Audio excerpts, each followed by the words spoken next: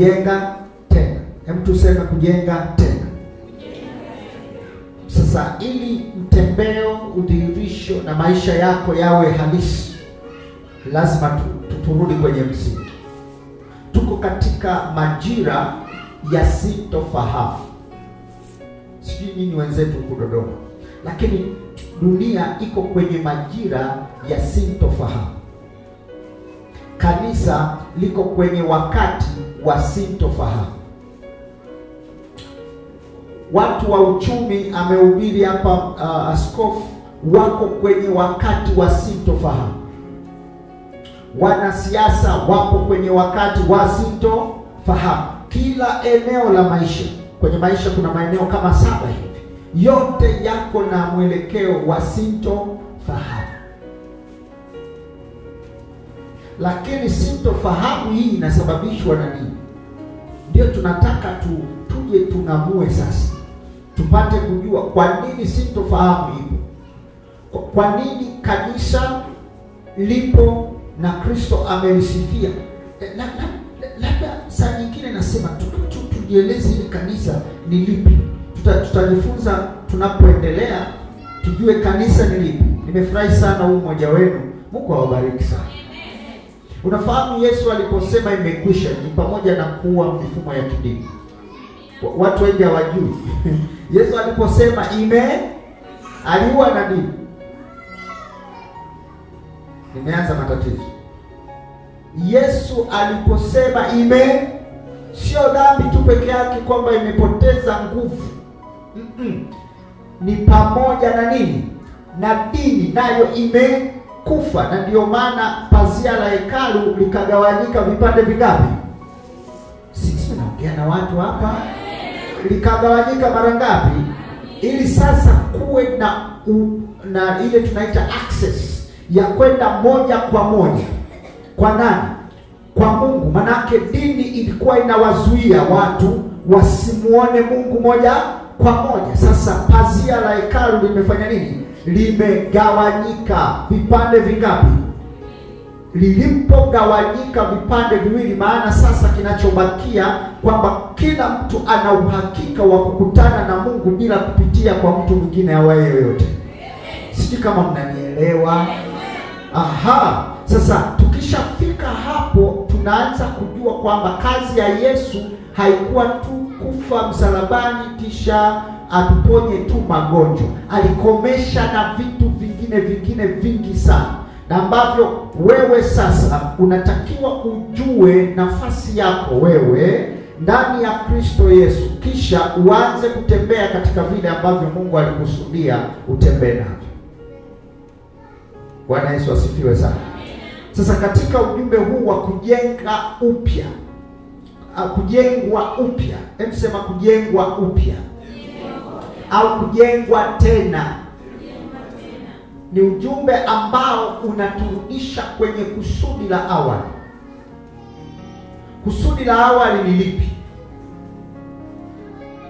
Kusudi la awali ni lipi jamani? La kuumbwa kwetu ni lipi? Sasa nitaongea mambo hapa kwa sababu tuko darasani, tutakuwa na muda wa maswali. Amen. Alafu tutafungua Biblia pamoja. Hatutaki tujibiane kisaikolojia wala kisosiolojia wala kinini. Biblia ilete majibu, si sawa? Amen. So katika Mwanzo 1:26. Nimefurahi sana, hongera rafiki yangu. Hiyo kazi unafanya ni kubwa sana. Mwanzo 1:26. Sasa mimi huwa napenda tusome kwa sauti ili tuone muktadha wa kile ambacho kinazungumzwa. Mwanzo 1:26. Tunalijua ile.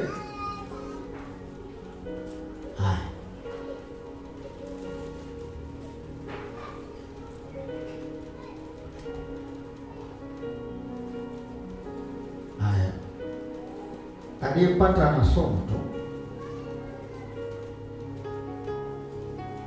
Mwanzo 1:26.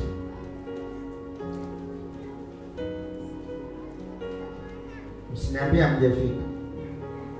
Soma mama. Ndio.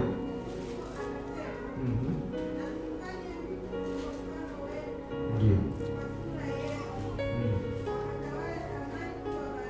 Ndio. Ndio. Ndio.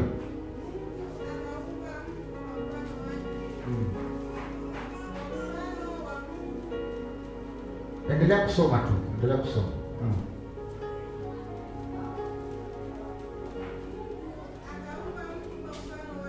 Ndio. Ndio. Ndio. Okay, asante. Mstari wa 26 ndio umebeba ujumbe ambao tunauzungumza. Si ni sawa? Mungu akasema na tumfanye mtu kwa nini? Kwa nini? Na kwa nini? Kuna mambo makubwa mawili. La kwanza, sema mfano. La pili, sura. Aha, kuna mfano kisha kuna nini? Sura inakaa wapi? Mfano unakaa wapi? Maneno mawili ya Kiebrania yaliyotumika kuelezea mfano na sura ni maneno yanayoitwa nature, yani asili.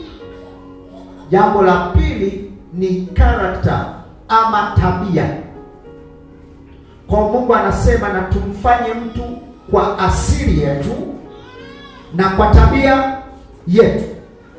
Maana yake asili italeta muonekano wa nje, ambayo ndio nini? Tabia. Sawa? Sasa tukisema neno tabia, Kiswahili kidogo linapunguza makali. Yule mgona tabia mbaya, tabia yake yule mwizi. Sio hiyo tabia. Tabia iliyotafsiriwa kwa wale tulioenda mpaka darasa la pili sio behavior. Sawa? Sio behavior ama habit. Neno lililotumika hapa ni neno character. Neno character hii linamaanisha mjumuiko wa mtu alivyo. Yaani hiyo ndo mtu alivyo kwa ujumla wake wote. Muonekano wa ndani na wa nje wote ndio umebebana hapo. Tuko sawa? Kwa hiyo tukitaka kujua ulivyo tunaangalia tabia yako, si ni sawa? Si ni sawa jamani? Sasa Mungu anasema na tumfanye mtu kwa sura kisha na mfano wetu. Mfano kisha sura yetu. Manake anasema tumfanye mtu kwa asili yetu, alafu tumfanye mtu awe na tabia ya kwetu. Manake awe na tabia ya kiungu ya kwetu. Kwa hiyo tunapokuja baadaye kusema mwanadamu uliumbwa kwa sura na mfano wa Mungu, hatumaanishi muonekano wa nje, physical appearance. Tunamaanisha ule muonekano wa ndani wa Mungu ambao sasa unatakiwa uonekane kwa wapi? Kwa nje. Na tunafahamu kwamba wote tuliumbwa kwa neno. Jamani, wote tuliumbwa kwa neno. Ni sawa? Ni sawa? Maana kiongea anasema tuliumbwa kwa udongo. Sawa? Lakini Biblia haisemi kwamba tuliumbwa kwa udongo. Biblia inasema tuliumbwa kwa nini? Yohana 1:1. Hebu tuangalie pale. Siku hizi bwana unapofundisha inabidi uthibitishe kwa maandiko. La sivyo utaitwa nabii wa uongo. Sasa hivi. Yohana 1:1. Hapo mwanzo kulikuwako neno. Natamani usikie hiyo. Naye neno alikuwako kwa Mungu. Naye neno alikuwa nani? Mstari wa pili anasemaje? Huyo mwanzo alikuwako kwa Mungu. Vyote vilifanyika kwa huyo nani? Alafu wala pasipo yeye hakikufanyika chochote kilicho. Jamani, mnanisikia hapo? Pasipo nani? Yeye nani?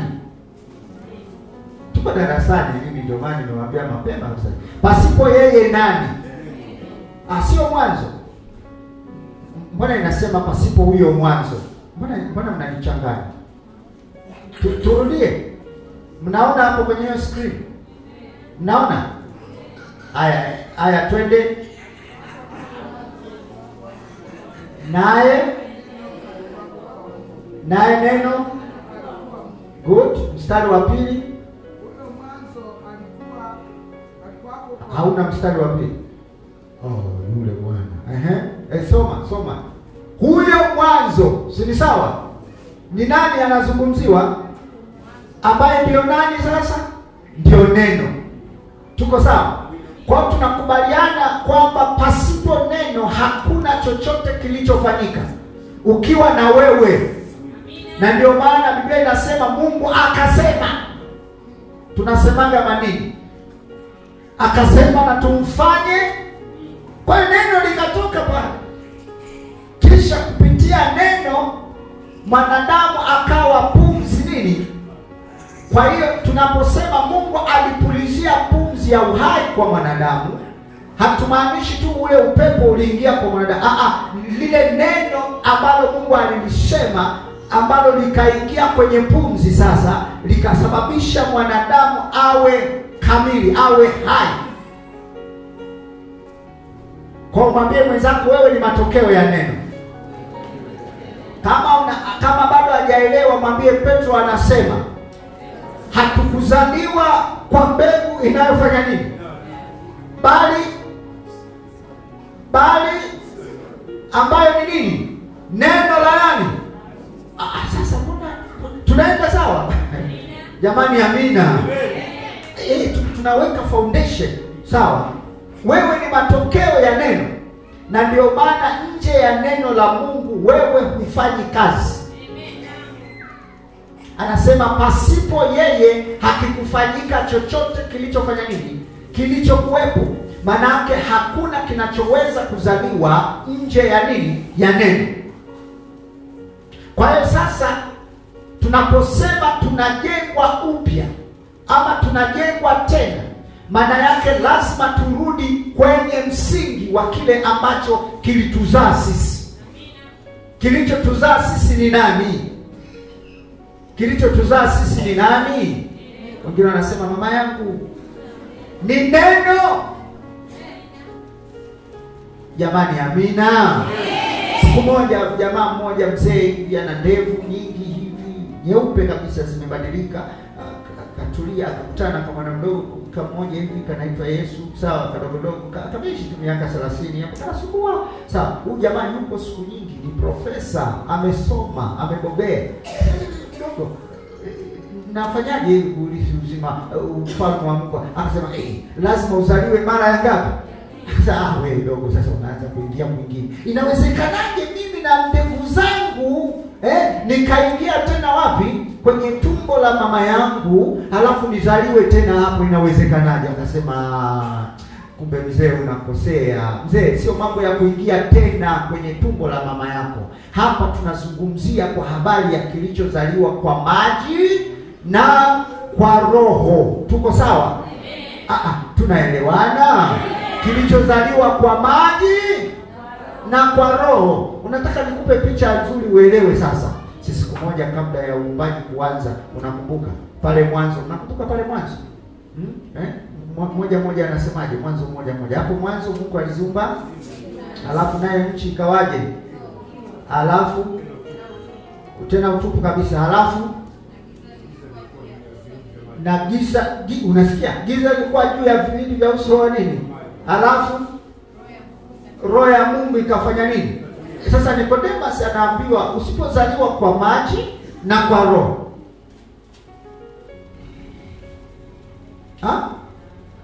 Usipozaliwa kwa nini? Sasa maji ni picha gani kwenye Biblia? Maji yanamaanisha nini kwenye Biblia? Maana hapa ndio tutengeneze misingi sasa ili turudi vizuri. Wangapi wanaamini Biblia haijaandikwa kwa tafsiri ya moja kwa moja?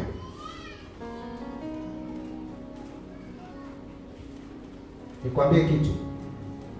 Hawa wachungaji wanajua Biblia ukitafsiri moja kwa moja hivi mnakufa kesho asubuhi. Sawa? Kesho asubuhi mnafanya nini? Kwa nini? Kwa sababu kuna kilichoandikwa na kuna kilichokusudiwa. Umesikia alivyokuwa anaelezea mfano askofu hapa wa chuma kuelewa. Umeona? Si story ilikishaisha tu, chuma kikanani kikazama, jamani chuma kimezama, story imeisha. Lakini hapana, kuna kilicho nyuma ya chuma kufanya nini? Ndio maana sasa ya kujifunza neno la Mungu. Sasa sikiliza, Nicodemus anaambiwa kama hujazaliwa kwa maji na kwa roho, sahau. Kwa sababu kilichozaliwa na mwili ni mwili na kinachozaliwa na roho ni nini? Hata kama wewe kweli unaelewa, hata kama wewe ndio Nicodemus. Unajua saa nyingine tunaweza tukawalaumu watu, kweli huyu alikuwa Farisayo. Ndio maana kuelewa. Wewe unaelewa? Unaona shughuli hapo? Maji ni picha ya neno. Ndio maana Petro kule atakuja kusummarize, jamani, hatukuzaliwa kwa mbegu inayoharibika. Sisi mbegu yetu ni neno. Sasa ngoja nikupe mfano wa kisayansi tu mdogo. Tuko sawa? Wote hapa sisi ni matokeo ya mbegu. Tunaelewa? Sasa wacha turudi darasani. Wote ni matokeo ya mbegu. Katika mbegu bilioni 1 sijui ngapi hizo ambazo zinakimbiaga, wanaume wanajua na wamama wanaelewa, zinakimbia, zinakimbizana ili ndani atoke. Kuna nyingine zinakufa, alafu kuna moja inashika, inawaiwa, ikishaikia pale mama anasema najisikia kichefuchefu. Jamani, ndani ya ile mbegu kuna elementi za majimaji. kuna majimaji, lakini ndani ya ile mbegu kuna uhai. Maana kuna roho mle ndani. Sijui mnanielewa? Aha, sasa anasema hatukuzaliwa kwa mbegu inayoharibika. Mbegu anayozungumza pale sio mbegu ya mahindi, no. Anazungumza mbegu ambayo tunaijua kabisa, ambayo ni ya mwanaume, sperm, ambayo hiyo ndio inaleta kiumbe kamili. Sasa nyinyi ni viumbe kamili katika ulimwengu wa roho, lakini aina ya mbegu ambayo mlizaliwa nayo sio kama ya baba yako ambayo inakuja na kesho unaweza ukafa, inaharibika. Lakini mbegu ambayo umezaliwa nayo wewe ni ya milele, hata milele, hata milele, inadumu, haijawahi kuharibika na haitaharibika. Ndio hiyo mbegu. Sasa anakuja anasema neno la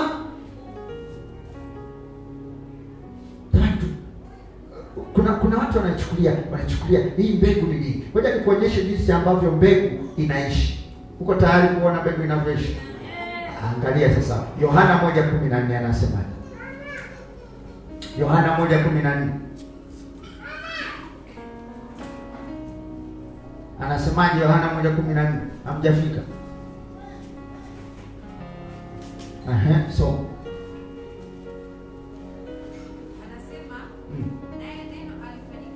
Sikiliza, ili akuonyeshe mbegu inaishi. Tuko sawa? Kwani kuna shida gani? Pastor Dan, njoo rafiki yangu. Ngoja nikuonyeshe. Huyu kabla hajawa hivi alivyo na mbwembwe zote alizonazo. Tuko sawa? Huyu kabla hajawa mabega, kabla hajawa kifikiria mama yake mzazi, ambebe tumboni hivi alivyo hivi. Inawezekana? Mama anapasuka. Si sawa? Kabla hajawa mwili, kabla hajafanyika kuwa mwili mwenye masikio, macho na nini, kuna mbegu. Kuna mtu ananielewa ninachokisema? Kuna mbegu ikiwekwa hapa chini dakika 2-3 imekauka, imeganda. Na hata iko kama makohozi. Ukiangalia huoni mwili, haonekani mtu. Kwenye ile mbegu hamna mtu. rafiki yangu, si ni kweli? Hamna mtu kwenye ile mbegu. Ukiangalia hamna mtu. Sasa mimi nilikuwa mtundu zamani. Usome sasa, tutafute sikio la ndani kwenye ile mbegu. Hatutaiona. Tafuta mkono. Hatutakiona. Lakini baada ya muda ile mbegu ile inafanyika kuwa mwili. Ikishafanyika mwili, sasa ndio unaanza kuona tumbo la mama linafanya nini? Linatanuka. Baada ya miezi 9 mwili unatokea. Kilicholeta mwili ni nini? Mbegu. Yohana 1:14 anasema, naye neno alifanyika mwili. Kumbuka neno ni nini? Mbegu. Yule neno yule ambaye mwanzo alikuwa kwa Mungu, ndio alikuwa Mungu mwenyewe, na ndiye aliyesababisha vyote vikawa. Akasema nisiwe tu naongea tu. Unajua, nisiishie tu kuongea, iwe nuru, iwe sijui nini, iwe nini. Sasa nataka niwe mwili. Tuko sawa? Yaani ile mbegu sasa iondoke katika uhalisia wa kujificha. Yaani Mungu hakutaka kujificha. Sijui kuna wengine wanaonaga Mungu amejificha. Wengine wanaona Mungu yuko mbali. Tafikiri Mungu yuko Ulaya. Kuna mwingine akasema, "We, Mungu akutoka hapa." Mungu uliye mbali. No, Mungu akasema, mimi neno sasa nataka nifanyike kuwa mwili. Sio. Unajua mwili wenyewe ukawa nani? Akasema, akatumwa malaika mmoja anaitwa nani? Gabriel. Toa habari. Sasa akakuta binti mmoja akamwambia, we Maria. Simama. Naenda kuchota maji. Subiri kwanza. Na habari zako hapa. Utachukua mimba. Simjui mwanaume. Hili neno nililosema utachukua, hili neno hili ndio mimba yenyewe.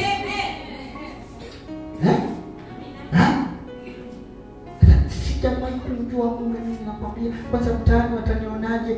Sikiliza. Yaani hili neno mimi niliyetumwa nimesema hivi, utachukua mimba. Kisha utafanya nini? Utamzaa.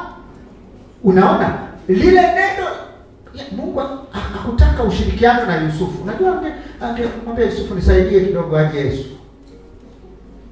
Tusingekuwa leo tunahubiri neno akafanyika nini? Mwili. Hamna sababu. Amina. Sasa tunajua hii ngoma imetoka kwa Yusufu. Si ni sawa? Amina. Kabla binti, umebarikiwa kuliko wanawake wote, bora ukubali. Sasa atakujia juu yako roho. Kisha utachukua mimba na utazaa mwana. Mariamu akasema, sawa, iwe kwangu kama ulivyosema. Unasikia? Kama ulivyo, sio kama ulivyonifanyia. Kama ulivyo. Kumbe neno linaendelea kusemwa kwa lugha nyepesi. Mariamu anasema, nalipokea hilo neno lako. Neno lile likapokelewa na Mariamu. Sijui lilipitia mdomoni au lilipitia wapi, Biblia haijasema, lakini tumbo hilo hapo. Wewe umetokea wapi? Tuambie. Kikao cha ukoo, kikao cha familia. Sasa mimi sijui, kuna neno niliambiwa. Basi ile neno tulivyoambiwa likaingia tu ndani. Sasa haiwezekani. Ghafla lile neno ambalo lilisemwa na malaika, lile neno lile likafanyika mwili.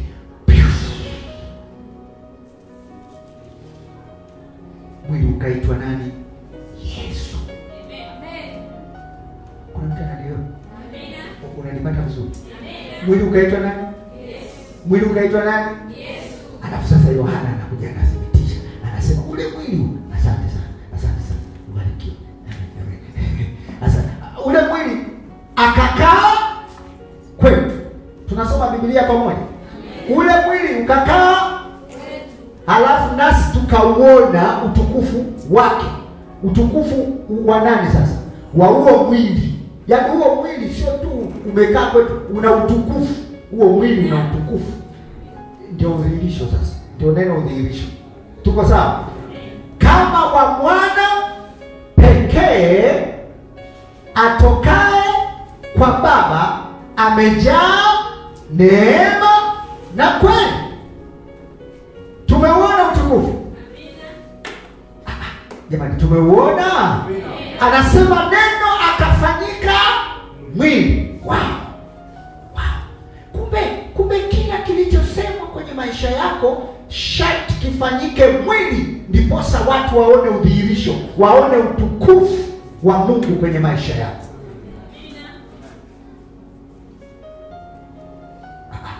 Ngoja.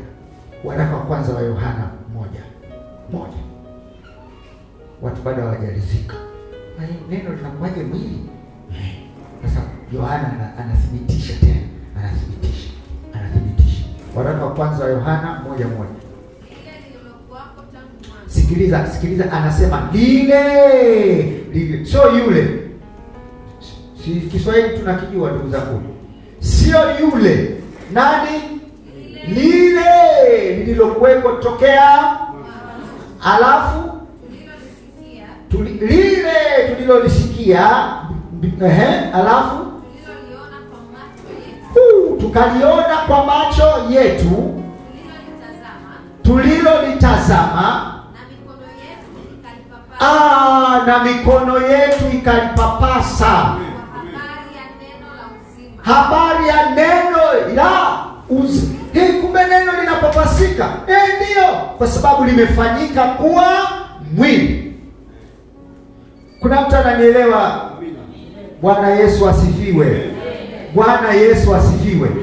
Sasa tunaposema lazima ujengwe upya, ujengwe tena, manake tunakurudisha kwenye asili yako. Wewe umetokana na neno. Wewe haujatokana na mifumo ya siasa. Wewe haujatokana na mifumo ya kidunia. Wewe hujatokana na mila na desturi za ukoo wenu. Uliposema umemkiri Yesu awe Bwana na Mwokozi, Biblia inasema hata imekuwa mtu akiwa ndani ya Kristo anakuwa kiumbe kipya, ya kale yanafanya nini? Na mambo yote yanakuwa, manake unaingia kwenye ufalme, unaingia kwenye familia nyingine. Kwa hiyo ndio maana mimi nilikotoka nimetoka, na huyu ndugu yangu alikotoka ametoka, lakini leo hii tunaweza tukakaa pamoja kwa sababu hii ni familia nyingine. Na nikwambie, hii sio familia ndogo. Petro anatuambia ninyi ni uzao mteule, alafu haishi tu kusema tumezaliwa kiteule, anasema taifa. Si kama unaelewa kama ni taifa. Unajua taifa sio watu watatu. Maana wewe unakuwa taifa. Bwana tusaidie sana. Sasa tunarudi kwenye msingi. Na Yesu ili awarudishe vizuri kwenye msingi, siku moja anawauliza wanafunzi wake, Bwana wewe, huko nje wanasema mimi ni nani? Nakumbuka hiyo. Wakasemaje? Walisemaje? Wengine wanasema wewe Elia. Yesu anawaangalia. Wengine wanasema yeye. Kumbe na majina mengine huko. Yesu anasema kumbe huko wananiita mimi Elia. Yeremia. Wengine wanasemaje? Nabii yule. Wengine wanasemaje huko? Akasema haya sasa. Kumbe na majina mengi, kama ambavyo naona majina mengi bwana.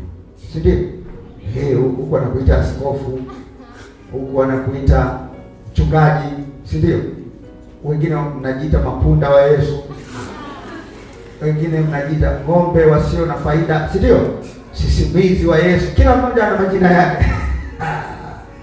Sasa Yesu anawaangalia wanafunzi wake, kisha anawauliza, ninyi mwasema mimi ni nani?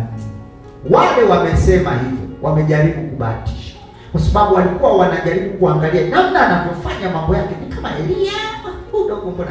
Lakini Elia gani? Mbona si kazi yake bado ya moto kabisa, na baba yake haelewi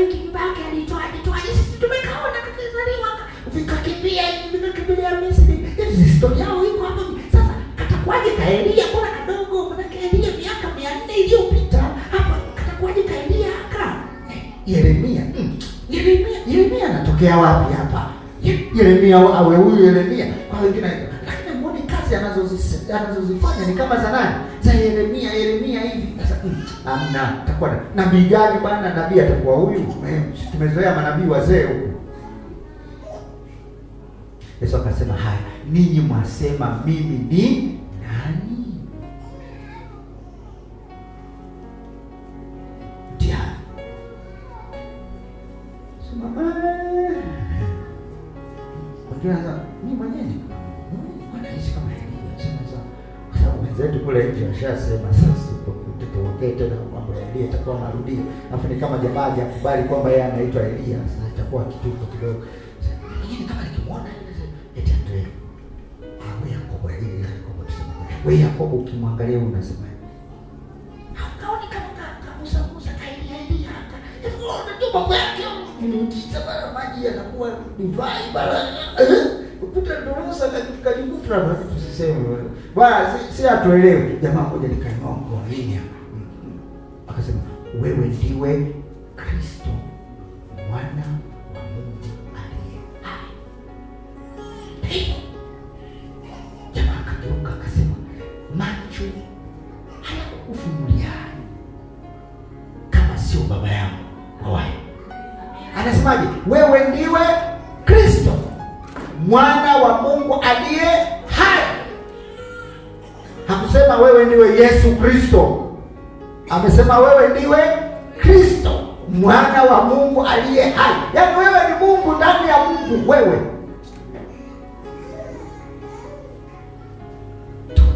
Tunaelewana? Wewe ni Mungu ndani ya Yesu anamwambia, wewe Simoni, na mimi nakuita wewe Simoni, wewe. Juu ya mwamba huu.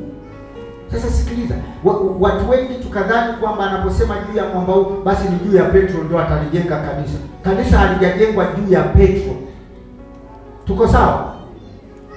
Maana kuna mafundisho ambayo tunafundishana, tunasema kanisa limejengwa juu ya misingi ya mitume na nini? Sasa msingi wa mitume na manabii ni upi? Ndio hapo sasa vurugu zinaanzia hapo sasa. Kila mmoja ana msingi wake. Msingi ni mmoja. Ndiwe Kristo mwana wa Mungu aliye hai. Period. Na Yesu akasema juu ya mwamba huu, juu ya ufunuo huu, juu ya ufunuo huu, juu ya uelewa huu Petro ulionao, kwa habari ya mimi kuwa ndiye Kristo mwana wa Mungu aliye hai, ninalijenga kanisa langu. Kwa hiyo kanisa linalolijenga, malango ya kuzimu hayatafanya nini? Hayatanishinda, kwa sababu msingi wake ni mimi ndiye Kristo mwana wa Mungu aliye hai. Amina. Shika naongea na watu sahihi hapa. Unanipata vizuri? Sasa wakati ule Petro anasema sasa walio tafsiri wanasema basi Petro kwa sababu ndio wakamfanya hatu awe askofu wao mkuu, mtume wa kwanza. Lakini haimaanishi kwamba kanisa lingejengwa juu ya msingi wa Petro wa unafiki mwingi sana. Kanaeleweka. Hachelewi kukukana dakika pili tu. Wewe simjui mtu huyu. Simjui mtu huyu. Hatuwezi kujenga kanisa kwenye msingi wa mtu kama huyu ambaye anaweza kusaliti dakika mbili.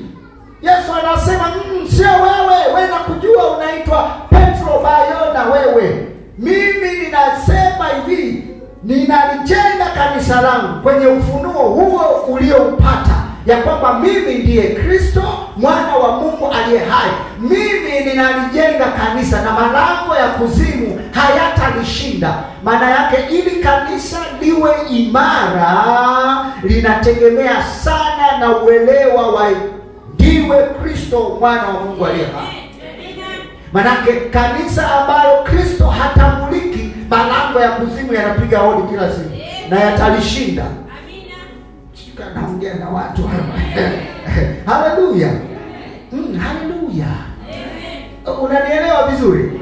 Yes, kanisa ambalo msingi wake sio Kristo mwana wa Mungu aliye hai, malango ya kuzimu yanapiga hodi.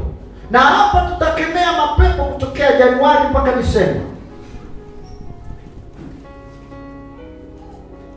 Kwa sababu tutadhani kwamba hiyo ndio nguvu ya nani? Ya Mungu. Na sikatai, msikemee mapepo, kemee, msiamajichanganye, kemee. Yakijileta yafanyeni kazi, si sawa wapendwa? Lakini hiyo sio udhihirisho wa Kristo mwana wa Mungu aliye hai. Anasema hivi, kipindi kile wewe mchungaji, wewe kiongozi, umewafunulia watu wakamuona Kristo mwana wa Mungu aliye hai, kazi za kuzimu, mifumo ya shetani, watenda kazi wa giza hawawezi kumshinda huyu mtu, kwa sababu msingi wake ni Mungu mwenyewe. Na hii inabadilisha hata maombi. Sio kama naongea na taifa teule la Mungu. Hii ndio inabadilisha hata mifumo ya maombi. Huwezi kumchekea shetani. Kwanza huwezi kupoteza muda na shetani pia. Malango ya wazi. Kuna mtu ananielewa? Malango ya hayatanishinda. Sasa neno malango nikusaidie kama unaandika. Neno malango sio milango kama hii. Neno malango lililotumika hapo ni picha ya kuonesha kwamba kuna mifumo. Jambo la kwanza, mifumo, utendaji kazi wa shetani, wa giza hautalishinda kanisa. Manake kanisa haliwezi kushindwa na shetani. Haiwezekani. Hilo sio kanisa lililojengwa kwenye msingi wa Yesu Kristo. So unaona sasa ni muhimu tujenge tena. So unaona ni muhimu turudi kwenye msingi. Si kama naongea na watu hapa. Haleluya. Ni muhimu turudi kwenye msingi, kwa sababu msingi ukibomoka, ukiharibika, anauliza mithali, mwenye haki atafanya nini? Sasa tukafikiria ni misingi ya wapi? Azungumzi misingi, azungumza msingi ukiharibika.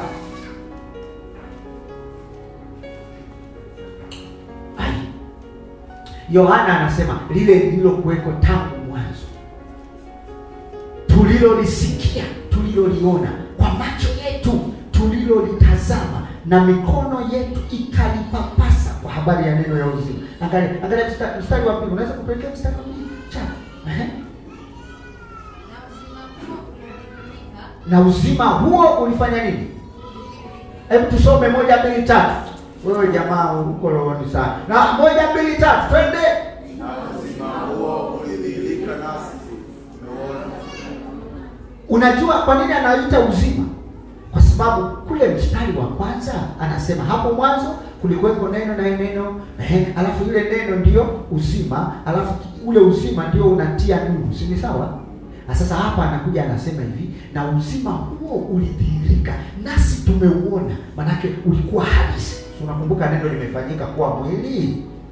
Si unakumbuka limekuwa halisi, linaonekana. Yohana anathibitisha, tumelipapasa, tumelishika. Yaani kuna siku moja hadi Tomaso akasema kama ndio wewe niguse basi. Yaani ndio anamuunganishia na shuhuda, hadi yule jamaa aligusa. Ili neno tuliligusa. Yaani hamwezi kutuambia hamuelewi. Sisi tumemuona, tumemsikia akisema. Huyu neno huyo tumemsikia akisema, tumemgusa, tumekula naye. Huyu jamaa anakula hadi samaki. Umenisikia? Washuhudia na kuwahubiri nini? Ule uzima wa milele uliokuwa kwa Baba ukadhihirika wapi? Ule kumbe ule uzima ulikuwa umefichwa sehemu. Uzima ulikuwa ndani ya Baba. Sema ndani ya Baba. Sasa anasema ule uzima ule ambao sasa ilikuwa tu ni kama pambio tukiimba hapa. Si ni sawa? Yesu ni uzima, Mungu na uzima. Yaani uzima ni kama lipicha fulani. Hivi wewe nikisema uzima unaelewa nini? Si ni kama maluelue tu fulani. Unajua sisi wanakuwa tuna neema ya kutokuelewa. Ila tuna misamiati yetu. Haleluya. Yesu alikuja ili uwe na uzima, kisha uwe nao. Sasa huo uzima ni nini? Ni kama kitu fulani hivi, si ni sawa? Ni kama afya fulani, mwingine anawaza pengine ni kama afya fulani hivi, si ni kama labda nikikoa. Sasa Yesu alikuja ili uwe na uzima, kisha uwe nao. Ni kama nisikohoe ni kama ile ni uzima, unanielewa? Sasa Yohana anasema tumeona uzima sio hisia, ni mtu kamili. Tumemuona, tumemgusa, tumempapasa.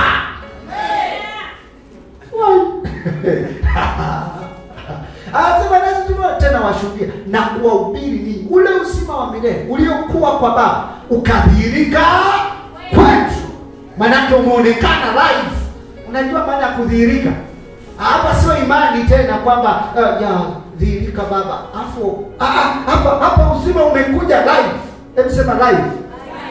Maana walipokuwa wakimtazama walitakiwa waone uzima, wasimuone mrandambao. Wao wanang'ang'ania kumuona ni mrandambao. Ndio shida.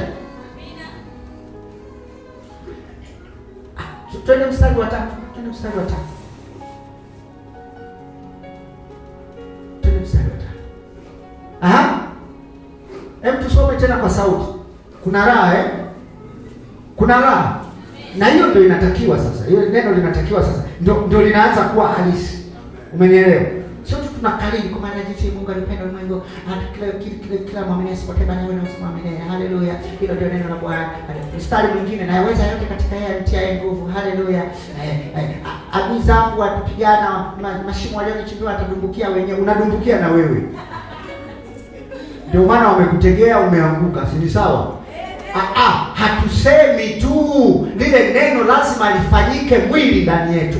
Halafu sasa tutafika, nikishafanyika mwili, tunafika ile hatua kama Paulo anasema, si mimi tena ninayeishi, bali Kristo ndani yangu. Yaani kwa lugha nyingine, anayeishi huko ndani sasa ni neno. Umenielewa? Kwa hiyo mkiona anatembea msije mkasema vipi? Kuna muda anatembea kama sieleweki, kumbe ni neno linadhihirisha vitu vyake. Kuna muda anafanya vitu vya ajabu ambavyo wengine madaktari wameshindwa. Sio mimi. Sio mkasema yeye kivuli changu kimefanya ni sio mimi ninayeishi jamani.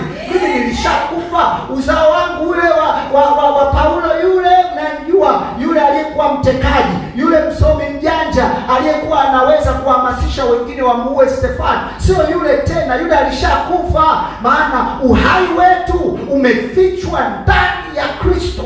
Kristo ni nani? Neno. Amen. Sisi kama naongea na watu hapa. Amen. Tusome. Moja mbili tatu. Hilo tuliona na kusikia tuhubiri na ninyi. Nanyi pia mpate kushirikiana na ushirika wetu pamoja na Baba. Na pamoja na Mwana wake Yesu Kristo. Tushirikiane. Oh wow. Mwangalie mwenzako, mwambie acha kutia huruma kuanzia sasa. Mwambie ni makosa ya jinai. Katika ulimwengu wa leo unatakiwa ufungwe alafu unyongwe bila huruma. Marufuku kutia huruma. Anasemaje?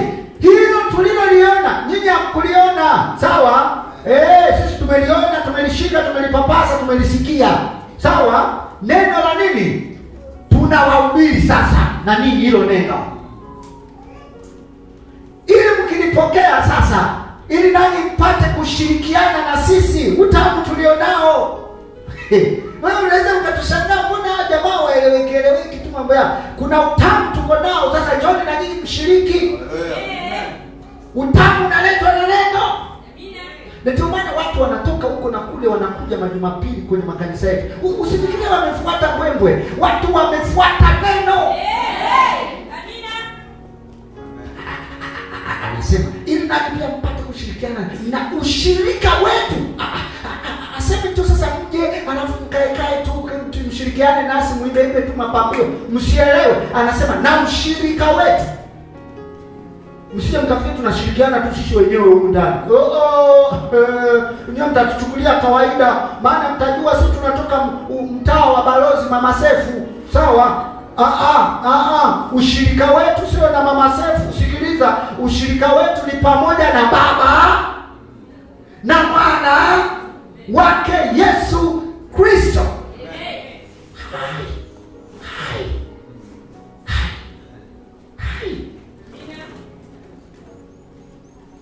Kisha unakuja hapo unatia huruma.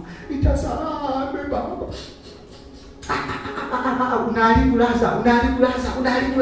Unaharibu. Ushirika tulionao ni pamoja na Baba kurudisha na mwana.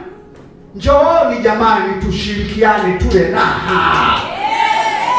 Raha ni nini? Neno. Sasa ukiwapiga neno, watu wanarudi kwenye chanzo. Anasema pasipo neno hakuna kilichofanyika. Unajua kuna wakati tuliona mara fulani sisi wahubiri, nyinyi wa Dodoma angalau na nafasi, sisi wa Dar es Salaam tuliharibika kabisa. Wengine so wote, wengine sisi hapa tukaacha kuwarudisha watu kwenye kilichowaumba, tukawapeleka watu kwenye vilivyoumbwa.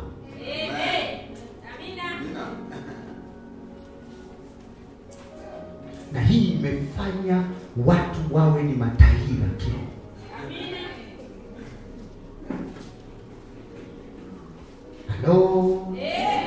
Halo. Inasikitisha, inatia huruma. Tukawatoa. Mungu anasema na tulifanye mtu hili liwe kwa sura. Unajua maana kwa sura? Yaani awe na tabia ya kwangu. Tabia ya Mungu ni ipi? Awe na asili yangu ni ipi? Awe na mfano wangu. Nataka tushirikiane. Nimeumba masamaki, nimeumba na bwana. Hebu tufyatue tofali hapa. Kitu ambacho kikisimama nimesimama. Na mimi sitakiingilia kwa sababu najua kina mamlaka yale nilionayo mimi. Shetani akamtafuta Eva yuko anaimba pambio. Panda Italia panda. Basi shetani wewe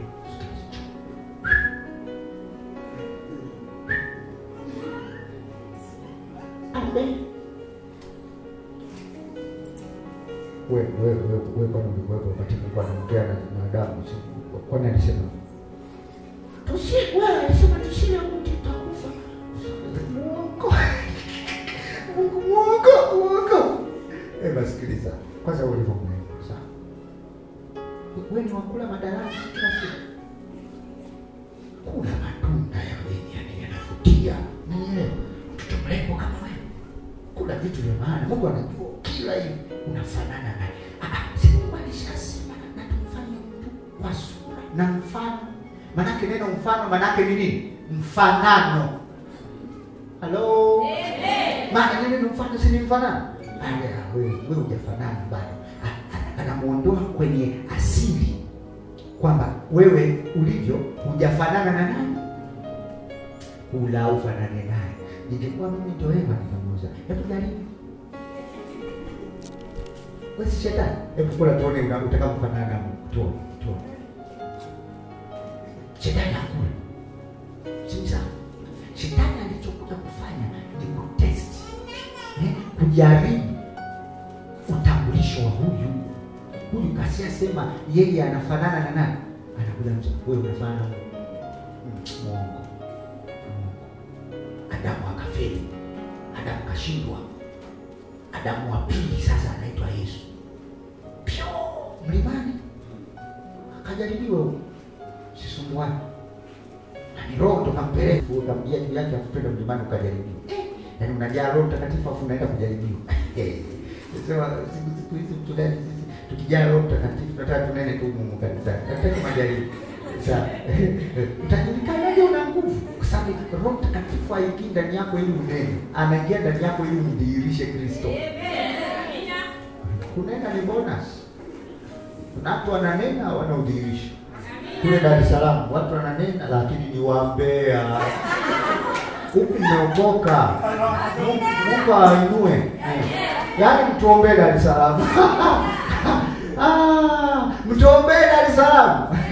Kaka mtu kananena, ukikakuta tena kana mbwembwe. Isha.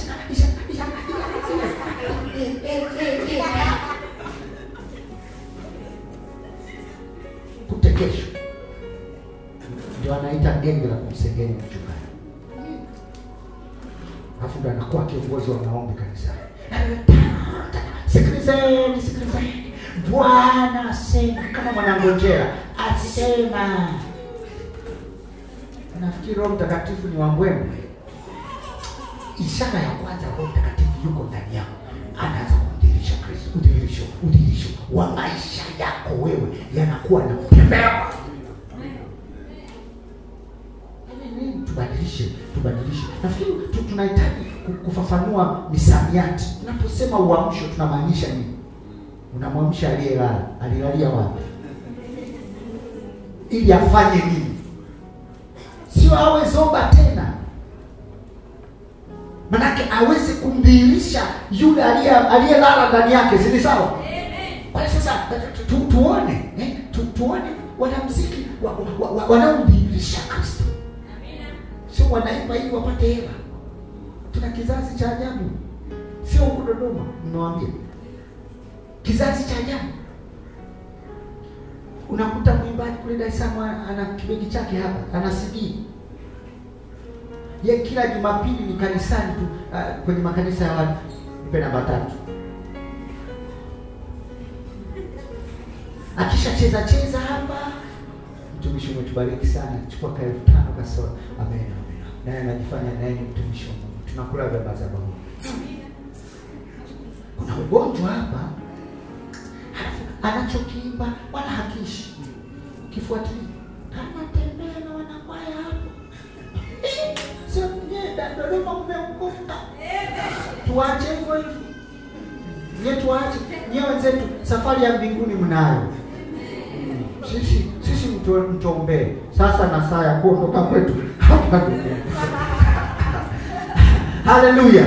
Kuna mtu ananielewa ninachosema? Lazima watu warudishwe kwenye neno. Watu wakakosa neno wanakuwa wahanga.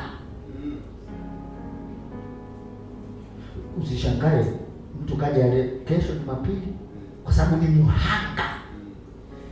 Mtakuwa nani? Haleluya.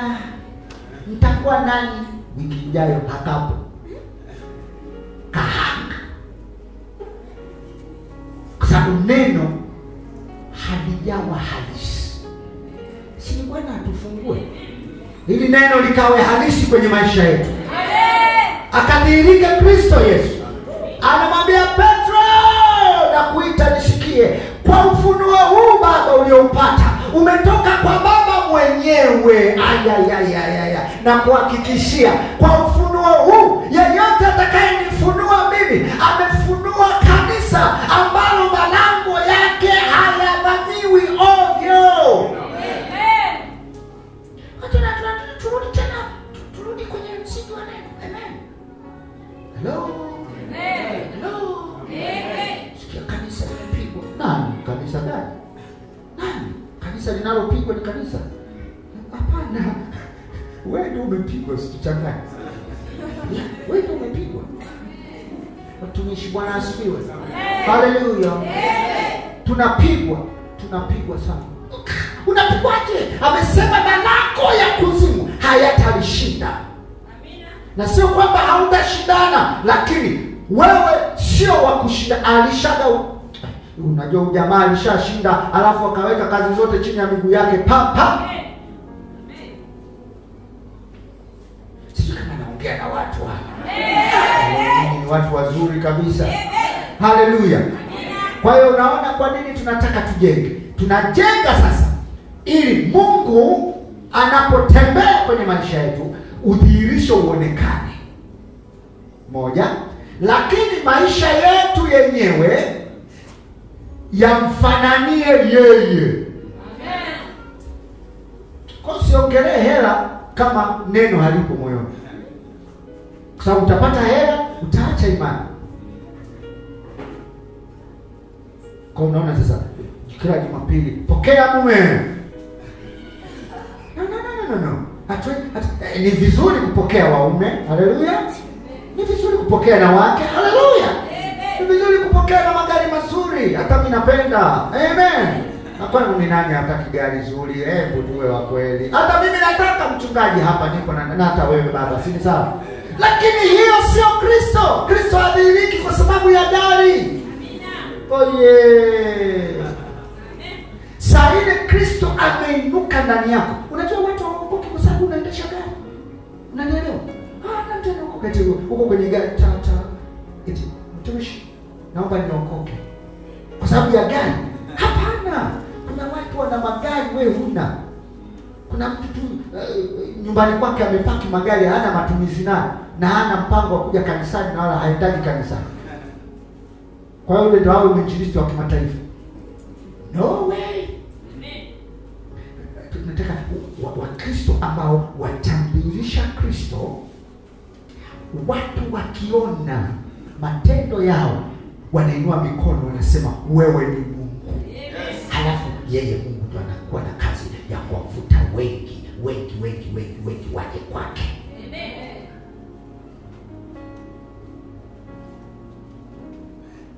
Haleluya. Umeona huo msingi wa Kristo? Na Yesu akasema huo msingi msije mkajichanganya. Mimi ndio jiwe kuu la pale. Manake mimi ndo naiangalia mchoro mzima umekaaje. Mkinikosea mimi mmekosea msingi. Ndio maana Paulo anasema kila mtu angalie jinsi anavyofanya, anavyojenga. Msingi upo vizuri, ukiwa unajenga. Hapa tukiweka msingi wa gorofa, unafikiri tutajenga hivi? Unapokea unabii leo. Wewe mtu mkubwa. Unafikiri tutajenga hivi tena? Tunaweka msingi kwanza hivi unaelewa gorofa. Shughuli yake sio ya kitoto. Hapa utaita mafundi wengine waliojenga hapo. Wait. Hapo na kwanza lazima uende manispaa. Uombe kibali. Hapa inawezekana uliweka tu wala sasa hii ni nini hii kanisa haya. Lipia nani? Ya ujenzi ushajenga tusije tukakubomolewa. Ila hiyo sasa special ambayo unatakiwa uijenge, lazima uende kwanza ukaombe kibali.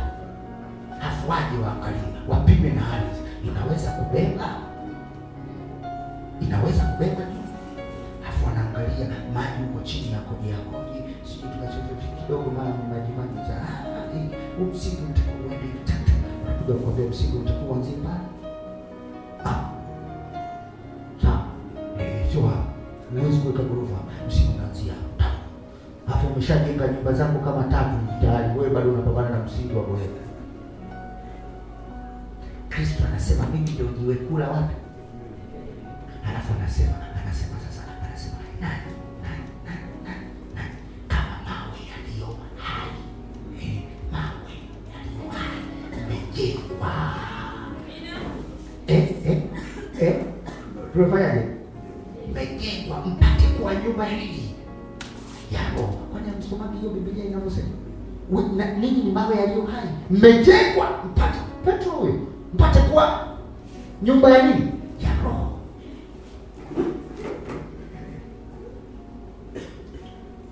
Bwana asifiwe. Muulize mwenzako unaelewa hiyo introduction hiyo? Mwambie inakuelea au inakulewesha? Kasemaje kalewa? Bora alewe mvinyo huu mpya wa Roho Takatifu. Hamna ufisadi ndani yake. Haleluya.